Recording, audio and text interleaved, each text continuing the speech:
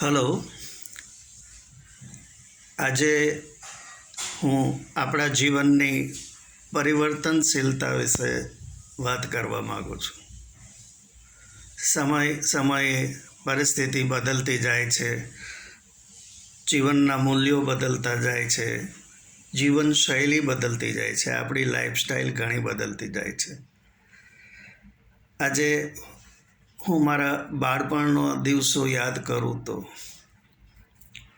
ત્યારે લોકો બાવળનું દાંતણ કરતા અને દાંત ઘસવા એક મંકી બ્રાન્ડ ટૂથ પાવડરનો ઉપયોગ કરતા, કાળા કલરનો આવતો. અને એ બાવળના દાંતણ રાત્રે ઘરના બધા સભ્યોના દાંતણો પાણીમાં પલાળી રાખવામાં આવતા હતા અને સવારે ત્યારે એનો ઉપયોગ થતો થોડા હાર્ડ હોય. એ દાંતણ ચાવવાથી એક ડેન્ટલ એક્સરસાઇઝ થતી હતી અને દાંતણને ચાવીને જે પીછડો બને એ ટૂથબ્રશનું કામ આપતું હતું.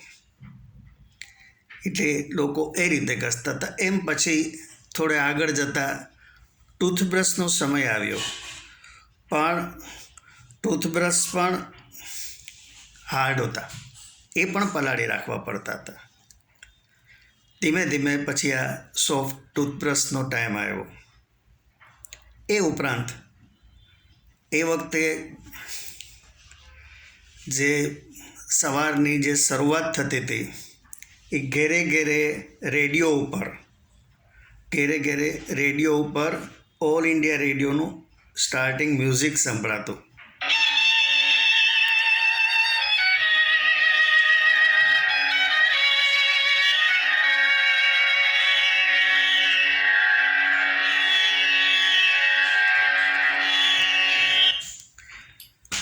અને એ મ્યુઝિકની સાથે સાથે લોકોના પર્ટિક્યુલર દાંતણ કરવાના, ઓટલા પર બેસીને દાંતણ કરવાના અવાજો સંભળાતા. અમુક અવાજથી આપણને ખબર પડે કે મનહરભાઈની સવાર પડી ગઈ છે. થોડી વારમાં બીજો અવાજ આવે ત્યારે આપણને ખબર પડે કે પાછળવાળા રમેશભાઈ પણ ઉઠી ગયા છે. આ રીતે બધા પોતપોતાની રીતે કરતા. અને શિરામણ, જેને આપણે મોર્નિંગ બ્રેકફાસ્ટ કહીએ છીએ, તેમાં મોટે ભાગે બાજરીના રોટલા, તેની સાથે ઘી, ગોળ અથવા માખણ લેવામાં આવતું. આજે એ શિરામણની જગ્યા બ્રંચે લઈ લીધી છે. આજના મોર્નિંગ બ્રેકફાસ્ટમાં ઓટ્સ, મેગી, કોર્નફ્લેક્સ વગેરે અનેક પ્રકારના બ્રેડ, બટર, જામ વસ્તુઓ લેવામાં આવે છે અને તેની સાથે કોઈ ચોકલેટ ડ્રિંક કે કોલ્ડ ડ્રિંક લે છે. લોકો એવું વિચારે છે કે આપણે લો કેલરી ડાયટ લેવો જોઈએ અને જે વસ્તુને ફૂડ્સ તરીકે વાપરે છે તેના પેકેટ પર બધા જ આખી ABCDના વિટામિન્સનું લિસ્ટ લખેલું હોય છે. પ્રોટીન, મિનરલ્સ, આયર્ન, ઘણું બધું લખેલું હોય છે અને જેને લોકો ફોલો કરીને નાસ્તામાં એનો સમાવેશ કરી રહ્યા છે. બાળપણમાં અમે લોકો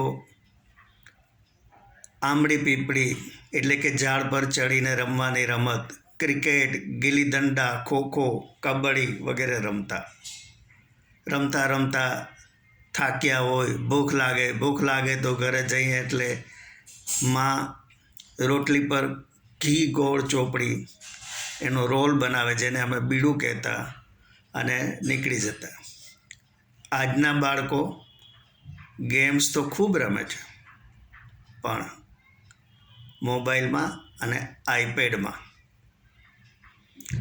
એ લોકોને ભૂખ લાગે છે ત્યારે એ લોકોને આવડે છે મોબાઈલનો ઉપયોગ કરી એ લોકો ઝોમેટો અથવા તો સ્વિગીમાં ફોન કરી બર્ગર મંગાવી લે છે.